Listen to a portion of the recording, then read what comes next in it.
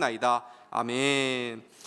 오늘 최후의 심판이라는 제목으로 하나님 말씀 증거하도록 하겠습니다. 한 해가 거의 끝나가는 연말이죠. 참 예전보다도 이제 연말의 어떤 분위기들이 이제는 많이 좀 없어지고 있지 않나. 예전에는 참 그렇죠, 조명도 밝고 이렇게 여러 가지들이 있었는데 캐롤도 지나가면서 들을 수 있었고 그랬는데 어떤 이런 연말 분위기들은 많이 사라진 요즘 아닌가 하는 생각이 듭니다. 그러나 항상 이 연말이 되면 이 사람은 본능적으로 지나온 세월을 돌아보는 그런 시간을 갖게 되는 것 같습니다.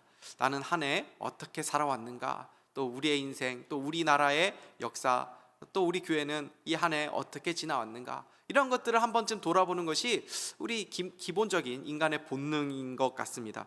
그래서 이 연말이 되면은 항상 이렇게 뭔가를 결산하는 시간들을 갖게 되지 않습니까? 요즘은 잘 모르겠는데 연말 보면 항상 TV에도 연말 시상식 이런 것들이 참 많이 있었던 것 같습니다. 그래서 연말에 무슨 대상 수여식하고 무슨 상을 주고 연말에 무슨 음악회를 하기도 하고 이렇게 어떤 결산하는 그런 시간들을 갖게 되는 것을 보게 되지요. 그러나 이렇게 한 해 한 해 우리가 인생을 마감하면서 결국은 어떤 생각을 갖게 됩니까? 이렇게 우리가 한 해 한 해 보내다 보면 우리 인생에도 결국은 마지막 연말이 있을 것이다. 우리의 인생을 총 결산하는 날도 있을 것이다 라는 것을 우리는 생각해야 하는 것입니다. 성경은 우리에게 그것을 말씀하는 것입니다. 연말을 결산하듯이 우리의 인생도 결산할 날이 반드시 온다라는 것입니다. 이 세상에서의 연말 행사는 우리가 잘 살았든 또 우리가 좀 못 살았든 상관없이 기쁨과 아쉬움을 모두 뒤로 한 채 다 같이 새로운 날을 맞이하는 그런 즐거운 시간이 될 수 있습니다. 그러나 우리의 인생을 총 결산하는 그 날은 이 세상의 연말 행사처럼 모두가 그냥 기뻐할 수만 있는 그런 날은 아닐 것입니다. 왜냐하면 그 날은 더 이상 우리에게 기회가 주어지지 않는 날이고 또 우리의 모든 삶에 대해서 하나님의 최종적인 심판이 있는 날이기 때문입니다. 그러나 세상 사람들은 이 심판의 날을 생각하지 않고 살아가지요. 예전만 하더라도 세상 사람들에게 당신이 죽는다면 어떻게 될 것 같습니까? 라는 어떤 나름대로의 진지한 질문을 드리면 그것에 대해서 나름 진지하게 반응했던 모습들을 볼 수 있었습니다. 그런데 요즘은 좀 달라진 것 같습니다. 요즘 사람들은 죽음에 대해서 물어보면은 그것을 그렇게 깊이 생각하지 않습니다. 그리고 가볍게 여기면서 이렇게 대답합니다. 죽으면 끝나는 거죠 굉장히 단순하게 그렇게 생각을 하는 것입니다. 그런데 이런 생각을 하게 되면 삶을 어떻게 살아가게 될까요? 죽으면 끝나는 거죠 이 세상 그냥 살다 가면 그냥 다 되는 거죠 이렇게 생각하면 이 땅의 삶을 어떻게 살아가게 됩니까? 좀 더 신나고 좀 더 재미있고 좀 더 하고 싶은 일을 즐기면서 살고자 하는 그런 쾌락주의에 빠지게 되는 것입니다. 반면에 또 돈이 없어서 힘이 없어서 한 번 사는 인생, 내가 다른 사람은 정말 훨씬 더 재밌게 사는 것 같고 즐겁게 사는 것 같은데 나는 그렇게 살지 못한다라는 생각이 들면 원통하고 분하고, 그래서 나도 어떻게든지 좀 돈을 좀 가져봐야겠다, 나도 힘을 좀 가져봐야겠다라고 생각하며 살아가기도 하는 것입니다. 이래 살든 저래 살든 한 세상 끝나면 영원한 것도 없고 심판도 없다라고 생각을 한다면 이 세상 살아가면서 그들이 무엇을 두려워하면서 살아가겠습니까? 그런데 세상 사람들뿐 아니라 교회를 다니는 신자들 중에서도 이런 비슷한 생각을 가지고 사는 사람들이 종종 있습니다. 신앙생활을 고작 자신의 그 현재의 삶에 도움이 되는 정도쯤으로 여기면서 하는 것입니다. 예전에 제가 새가족부를 담당을 했었는데 그때 이제 교회 새로 이렇게 등록을 하시게 되면은 항상 이제 묻는 질문이 있습니다. 어떻게 해서 교회를 등록하시게 되셨습니까? 근데 어느 이제 대학의 어떤 교수님 한 분이 이제 등록을 하신 것입니다. 근데 이분이 이 질문에 대해서 뭐라고 대답을 하셨냐면, 종교가 도움이 되는 것 같은데 저는 보니까 뭐 불교도 가보고 뭐 다른 데도 가보고 했는데 교회가 잘 맞는 것 같아서 다니게 되었다라는 그런 대답을 하셨습니다. 교회에 있다고 해서 다 구원받는 신자들만 있는 것은 아닙니다. 그냥 교회를 여러 종교들 중에 하나로 여기면서 다니시는 분들도 계십니다. 잘 모르겠지만 어쨌든 교회에 가니까 마음이 편안한 것 같아요. 그래도 교회를 다니니까 삶의 중심을 좀 잡아주는 효과가 있는 것 같아요. 뭐든 뭐 종교는 좋은 것 아닙니까? 그런데 다른 종교들보다 저는 체질적으로 그런지 교회하고 잘 맞는 것 같아서 교회를 다닙니다. 이런 생각으로 다니시는 분들도 계시는 것입니다. 그러나 이렇게 교회를 처음에는 다닐 수 있어도 끝까지 그런 마음으로 교회를 다닌다면 이 사람이 정말 예수님을 자신의 인생의 구주로 영접한 사람이라고 말하기는 어려운 것입니다. 참된 신자는 마지막에 있을 하나님의 심판을 믿는 사람들입니다. 현대에 사단이 뿌려놓은 가장 무서운 거짓말 중에 하나는 하나님의 심판을 생각하지 않고 이 세상이 전부인 양 살아가도록 하는 것입니다. 여러분의 그 주일학교 또는 이제 다니는 자녀들이 있거나 또는 청소년 자녀들이 있다면 한 번쯤 한번 물어보십시오. 귀신이 어떤 존재인지 또는 사람이 죽으면 어떻게 되는지 한번 물어보십시오. 많은 아이들이 귀신을 죽은 사람들의 영혼으로 생각을 합니다. 또는 죽으면 귀신이 되거나 또는 다시 환생한다라고 말을 하기도 합니다. 최근 드라마 중에 재벌집 막내 아들이라는 드라마가 있습니다. 아시는 분들도 계실 텐데 요새 아주 시청률이 좋더라고요. 송중기 나오고 있는데 이 드라마도 죽은 사람이 환생을 해가지고 사는 이야기를 그리고 있는 거죠. 우리 자녀들이 사람이 죽은 이후에 다시 이렇게 환생해가지고 살아간다든지 또는 귀신으로 떠돈다든지 이런 잘못된 지식들을 어떻게 배우게 된 것입니까? 우리가 가르친 게 아니죠. 세상의 만화, 영화, 드라마 같은 것을 통해서 사단이 그러한 잘못된 가치관들을 우리 자녀들에게, 사람들에게 그렇게 뿌려놓은 것입니다. 그러나 성경은 분명히 우리에게 말씀합니다. 히브리서 9장 27절 말씀 우리 같이 한번 읽어보도록 하겠습니다. 시작. 한번 죽는 것은 사람에게 정해진 것이요 그 후에는 심판이 있으리니. 아멘. 인생은 짧고 안개와 같습니다. 그리고 일회적입니다. 결코 반복되는 것이 아닙니다. 그리고 죽으면 하나님 앞에서의 공의로운 심판이 있는 것이고 모두가 그 심판대 앞에 서야 할 운명이다라고 성경은 말씀합니다. 그래서 우리는 주일마다 이 사도신경을 고백하면서 이 심판을 늘 생각하지 않습니까? 저리로서 산 자와 죽은 자를 심판하러 오시리라. 저리로서 무슨 말입니까? 그곳에서부터 하나님 우편에 지금 주님께서 계시죠. 그 하나님 우편에서부터 산 자와 죽은 자를 심판하러 오실 우리 주님이십니다 라는 것을 우리가 다 주일마다 고백하는 것 아닙니까? 우리가 믿어야 할 신앙의 핵심을 담아둔 신앙 고백서인 웨스트민스터 신앙 고백서 제34조 1항에는 최후 심판을 이렇게 매우 잘 정리해 놓았습니다. 제가 읽도록 하겠습니다. 하나님은 예수 그리스도로 말미암아 의롭게 세상을 심판할 한 날을 정해 놓으셨다. 성부께서는 예수 그리스도에게 모든 심판하는 권세를 주셨다. 그날에는 타락한 천사들이 심판받을 뿐 아니라 또한 이 땅에서 살았던 모든 사람들이 그리스도의 심판대 앞에 나타나 자신들의 생각, 말, 그리고 행위를 직고하고 그들이 선악간의 몸으로 행한 것을 따라서 보응을 받게 될 것이다. 성경을 아주 잘 요약해 놓고 정리해 놓은 것입니다. 사랑하는 성도 여러분, 오늘 말씀을 통해서 최후 심판을 준비할 수 있는 복된 우리 모두가 될 수 있기를 주님의 이름으로 축복합니다. 오늘 본문을 통해서 우리는 최후 심판에 대해서 세 가지 정도를 알아볼 수 있습니다. 첫 번째는 이 최후의 심판은 한 사람도 예외 없이 모두가 다 받아야 될 심판이라는 것이고, 둘째는 이 최후의 심판은 모든 행위들에 대한 심판이라는 것이고, 마지막으로는 신자와 불신자들의 이 최후의 심판의 결론에 대한 부분입니다. 첫째로 오늘 본문은 최후 심판은 모두가 받아야 될 심판이라고 말씀합니다. 11절과 우리 12절 상반절 한번 다시 읽도록 하겠습니다. 시작. 또 내가 크고 흰 보좌와 그 위에 앉으신 이를 보니 땅과 하늘이 그 앞에 피하여 원대 없더라. 또 내가 보니 죽은 자들이 아멘. 사도 요한이 이 심판대를 보았는데 크고 흰 보좌다라고 표현되고 있죠.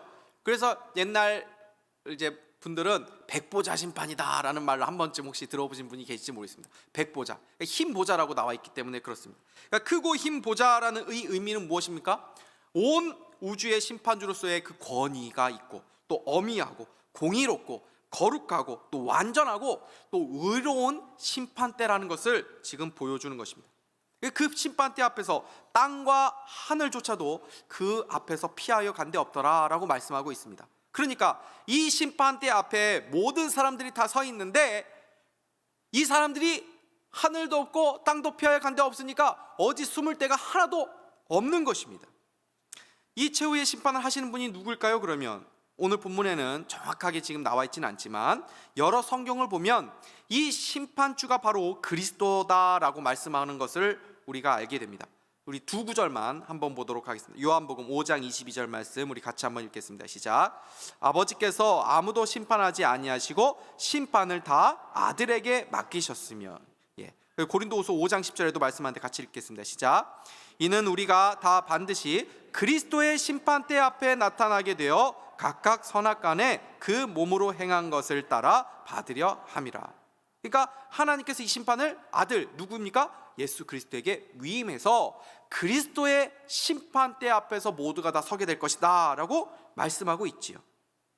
왜 예수님께서 심판주가 되십니까? 그분은 심판주로서의 합당한 자격을 갖추셨기 때문입니다.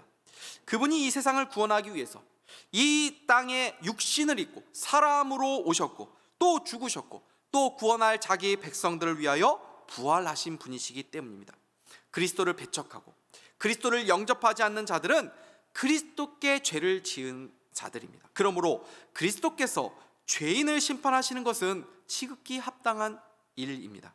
그러면 그리스도께서 이 심판주로서 누구를 심판하십니까? 죽은 자들이 큰 자나 작은 자나 그 보좌 앞에 서 있는데 심판 받을 사람들 누구라고 말씀합니까?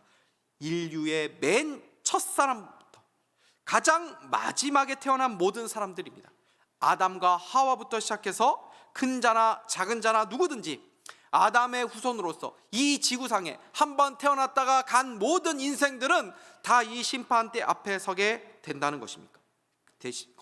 그러니까 거기에는 아담도 있고 하와도 있고 구약의 선지자들도 있고 또 구약의 선지자들을 죽인 이 악인들도 있고 우리가 잘 아는 모든 사람들이 다 있겠죠.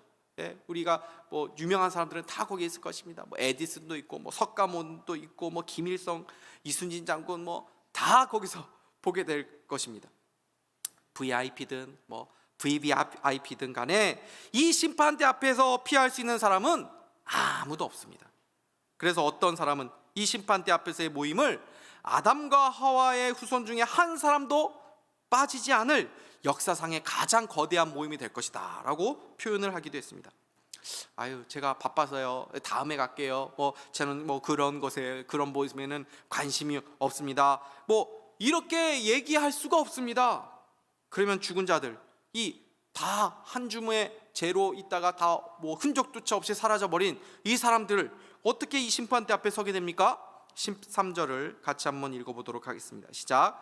바다가 그 가운데에서 죽은 자들을 내주고 또 사망과 음부도 그 가운데에서 죽은 자들을 내주매 각 사람이 자기의 행위대로 심판을 받고. 아멘. 하나님의 심판대 앞에 우리 모두가 서게 될 때에는 우리의 영혼만 가지고 서는 것이 아닙니다.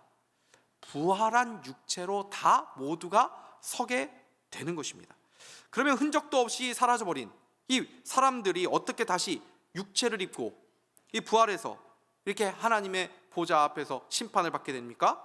바다에 죽어서 이렇게 시체를 못 찾았다고 하더라도 사고로 죽더라도 병으로 죽더라도 어떤 형태의 죽음을 맞이했다 하더라도 모두가 다 몸을 입고 살아서 심판을 받게 된다는 것입니다.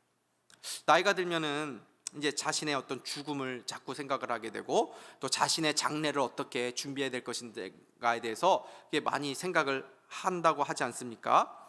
어떤 분들은 이제 매장이 좋은지, 또는 뭐 화장이 나은 것인지, 또는 뭐 수묵장이 좋은지, 뭐 어떤 것이 성경적인 것인지 이렇게 생각하시는 분들도 계십니다. 그러나 죽은 장소나 어떤 죽은 형태나 어떤 장례 방식, 이런 것은 그렇게 중요하진 않습니다. 물론 나의 장례를 잘 준비하고 생각하는 것도 중요하지만 더 중요한 것이 무엇입니까? 이 마지막 심판 앞에 우리가 하나님 앞에서 어떤 평가를 받는 삶을 마지막까지 살 것인가 하는 것이 더 중요하다는 것입니다. 그렇다면 이 최후의 심판 때에서 주님이 평가하시는 기준이 무엇일까요? 12절 다시 한번 보도록 하겠습니다. 같이 한번 읽겠습니다. 시작.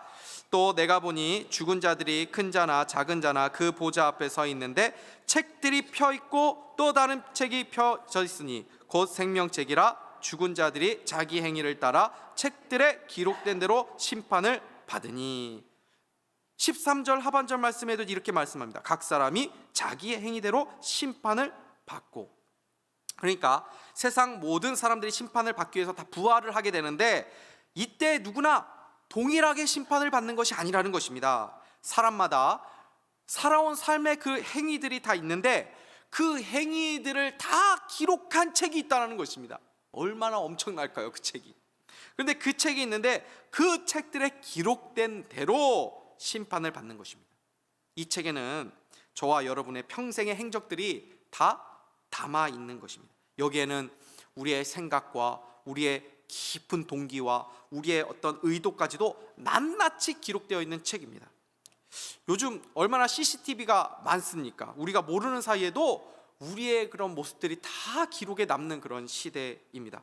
차량에도 블랙박스 없는 차들이 없죠. 블랙박스가 있고 또 휴대전화, 그 카메라, 모든 것들 속에서 우리는 의식하지도 못한 상황 속에서조차도 많은 우리의 모습들이 다 지금 녹화되는 그런 시대에 살고 있습니다.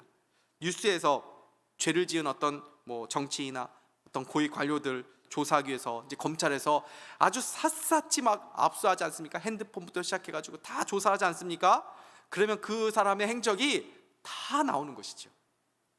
만약에 우리들도 이 휴대폰 통화 내역이나 문자, 카톡, 우리가 한 모든 말들을 누군가가 다 녹화해가지고 샅샅이 그것을 보게 된다면 거기에 우리의 부끄러운 모습들이 사실 없는 사람 어디에 있겠습니까? 만약 지금 하나님이 각자의 모든 생각과 말과 행동들을 이 시간에 다 공개를 한다고 한다면 우리 중에 어느 누구도 여기 앉아있을 사람 아무도 없습니다. 여기 저부터가 그냥 창피해가지고 이 자리에 설 수가 없는 것입니다. 그런데 그날에는 하나님 앞에서 우리가 이 땅에서 살면서 했던 말들, 행동들, 우리의 생각들, 우리의 동기들, 이런 모든 것들이 만천하에 다 드러나게 된다는 것입니다.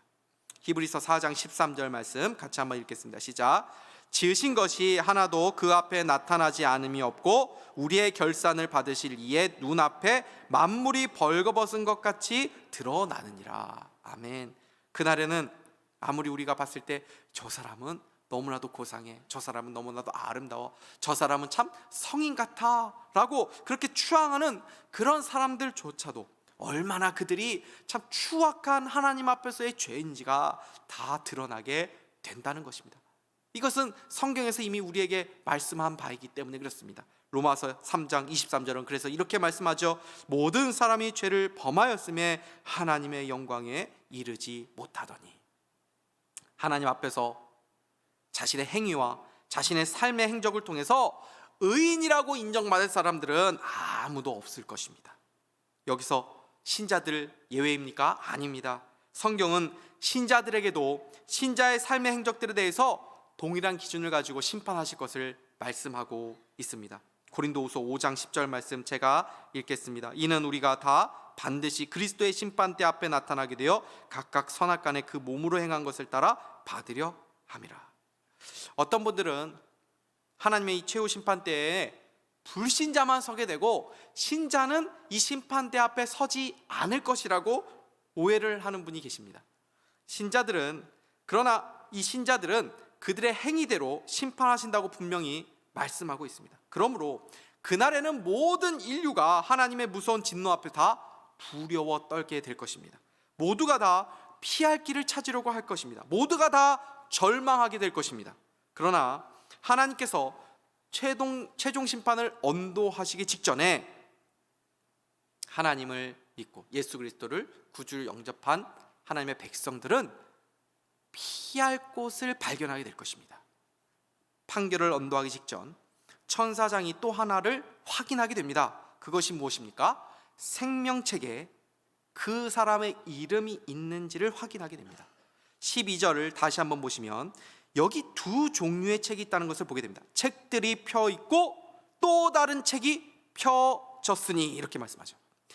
각자 행한 대로 기록된 책이 있는데 또 다른 책이 하나 더 있다는 것입니다. 그 책이 무엇입니까? 생명책입니다. 잠시만요. 생명책에 이 사람의 이름이 있습니다. 그 순간 낱낱이 공개된 그가 이 세상에 지은 모든 죄들, 부인할 수도 없는 그 모든 죄들이 다 사해지게 되는 것입니다. 그리고 하늘에서 선언하게 됩니다. 그리스도 안에 있는 너는 결코 정죄함이 없도다.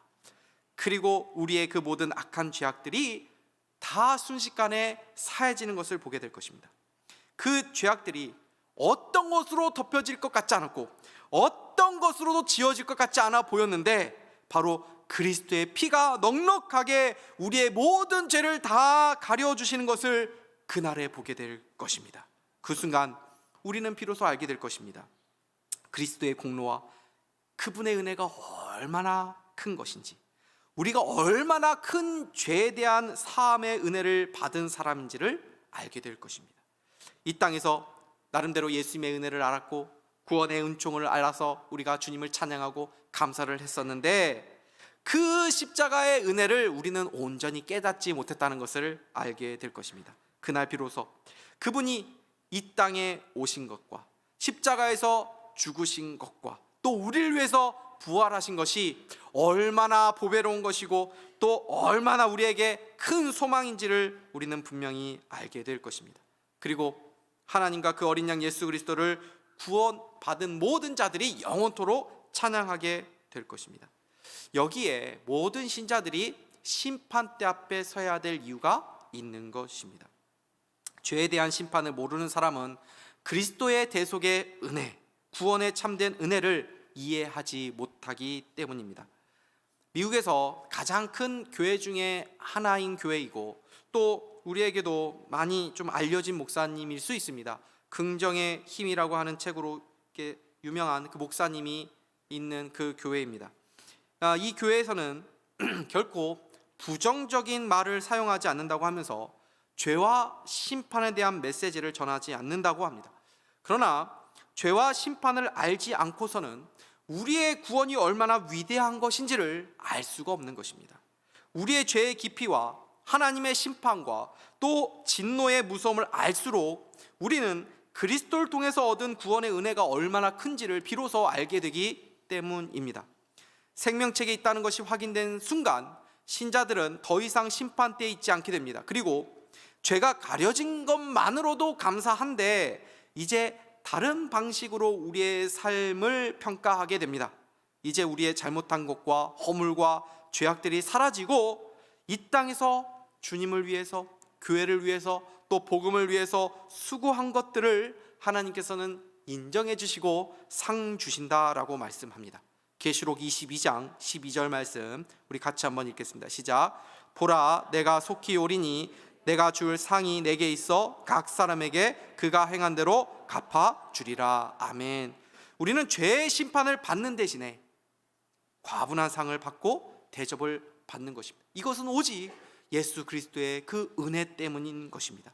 우리는 심판을 받는 자가 아니라 이제 주님과 함께 세상을 심판할 자로, 세상을 다스릴 자로서 이제 주님의 보좌 앞에 같이 서게 되는 것입니다. 주님의 아들, 딸로 인정받게 되는 것입니다. 이것이 바로 최후 심판 때에서 예수 그리스도를 믿은 사람으로서 이 세상에서 그 믿음으로 인해서 고쳐받고 그 신앙 때문에 아파하고 그 신앙 때문에 고통하고 괴로움과 서름으로 그 세월을 보낸 모든 신자들에게 주시는 하나님의 은혜의 결과라는 것입니다.